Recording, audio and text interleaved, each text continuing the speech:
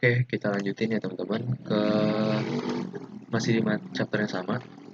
Nah, kita masuk ke sumber-sumber keuangan spontan, yaitu account payable dan accrued expense. Account payable dan accrued expense itu disebut sebagai spontaneous financing sources.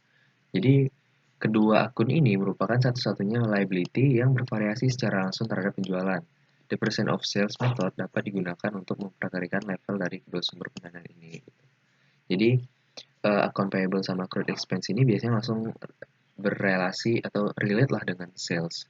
Ketika misalkan kita sales ya penjualan. Ya kan kalau penjualan kita secara nantinya kita membeli bahan baku dan segala macam itu bisa muncul account payable ataupun accrued expense. Jadi ini relate, makanya liability ini bisa digunakan dalam the percentage of sales method. Nah, sekarang sumber keuangan yang diskresi atau bebas. Jadi, perolehan pendanaan seperti notes payable, long-term debt, dan common stock itu membutuhkan diskresi manajemen, dan itulah mengapa sumber pendanaan ini disebut discretionary source of financing. Jadi, diskresi manajemen itu menurut kayak apa ya? Kayak kesepakatan antara manajernya lah. Jadi, itu tuh bukan hanya untuk sales, tapi biasanya untuk sesuatu yang bebas gitu lah. Jadi makanya butuh kesepakatan dari manajemen.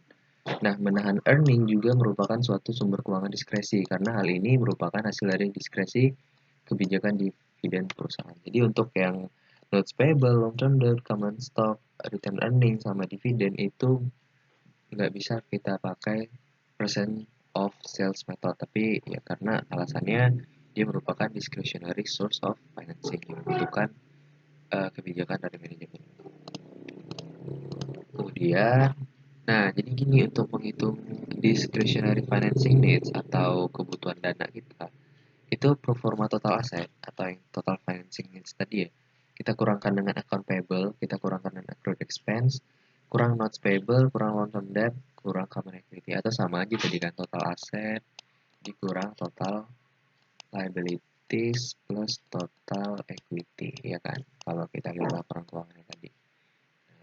Ini dijabarin, yang total liabilities itu yang spontaneous sources of financing, untuk yang notes payable sampai ke common equity ini adalah existing discretionary source of financing, ya kan?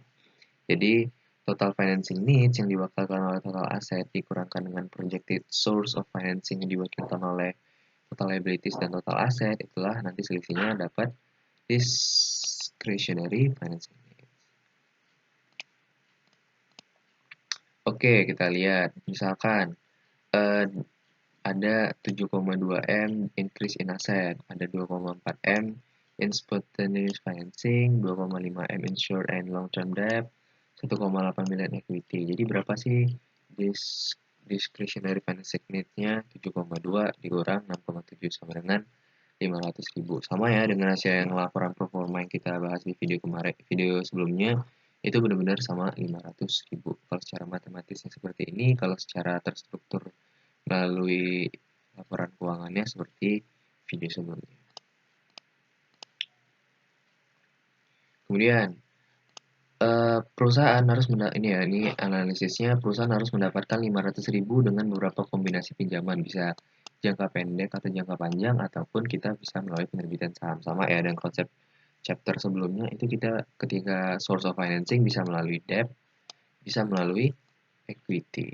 Nah, ini terserah kira-kira untuk perusahaan cost of debt mana yang paling efisien bagi si perusahaan. Selama dibutuhkan keputusan manajemen, maka mereka mengacu pada DFN perusahaan, discretionary financing needs. Artinya financing needs ini tuh nggak bisa spontaneous kayak account payable dan accrued expense. Kenapa ya? Karena debt maupun equity tadi itu menyangkut ada stakeholder di sana, dan itu menyangkut masa depan perusahaan juga, seperti debt. Di chapter sebelumnya kita belajar bahwa debt itu ada namanya default risk. Ketika bersifat pendanaan melalui debt itu seperti spontaneous, ya berarti ketika kita butuh, kita langsung aja buat obligasi. Butuh, buat aja obligasi. Kan nggak seperti itu. Kenapa ya? Karena kalau kita spontaneous seperti itu buat obligasi, itu bisa membahayakan perusahaan.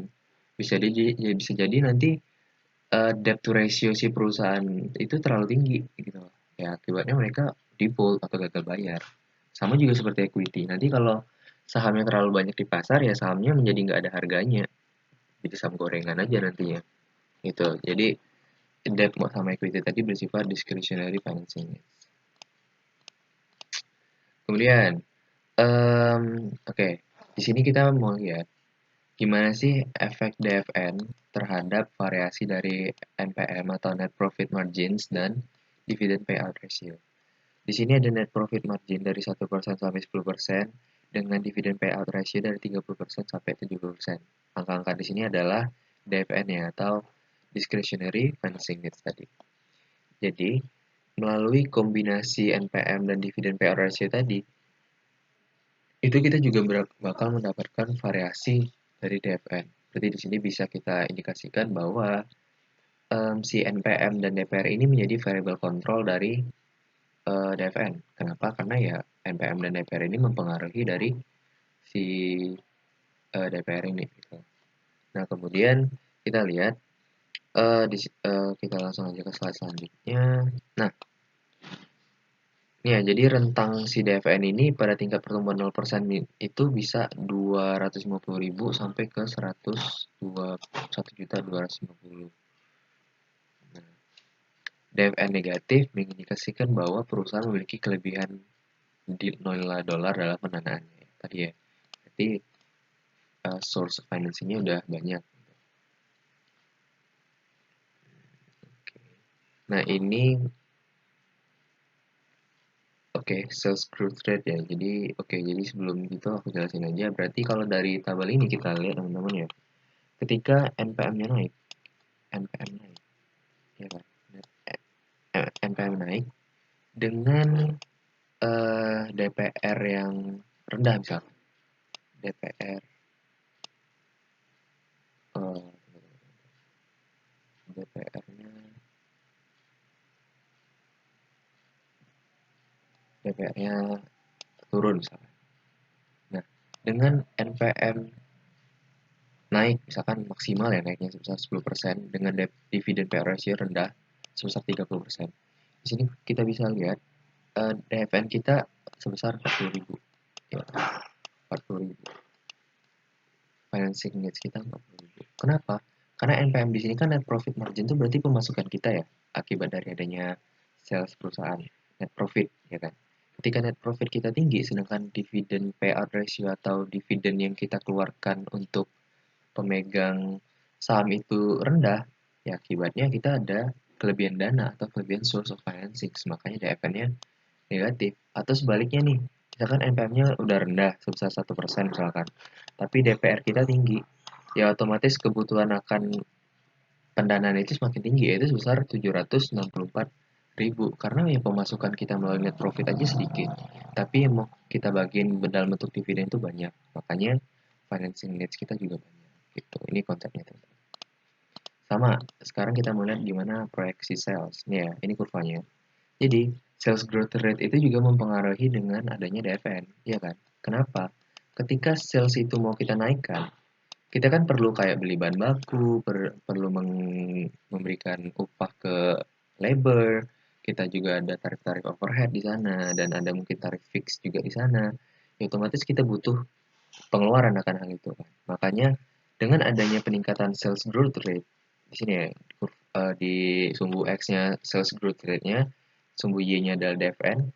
Dengan adanya peningkatan sales growth rate itu DFN kita juga naik gitu loh. Jadi hubungannya positif antara sales growth rate dengan financing need. Makanya kurvanya naik dari kiri atas ke kanan bawah kayak kurva supply dalam pasar. Gitu. Nah, ini. Oke, nah sama aja. Nah, sekarang mengembangkan rencana keuangan jangka pendek. Nah, biasanya yang tadi udah aku bilang ya, kalau jangka pendek itu biasanya output yang dihasilkan dalam bentuk cash budget. Itu berisikan hal-hal detail terkait penerimaan dan pengeluaran kas, arus kas masuk, arus kas keluar. Jadi biasanya ada yang cash receipt atau penerimaan kas kita berapa aja di selama periode jangka pendek ini, kemudian cash disbursement atau berapa sih pengeluaran kita nantinya, kemudian baru kita bisa dapatkan net change in cash, baru kita bisa dapatkan juga new financing need gitu kan. Nah, kurang lebih bentuknya seperti ini, sama seperti yang kita pelajarin di ini ya, di cost accounting.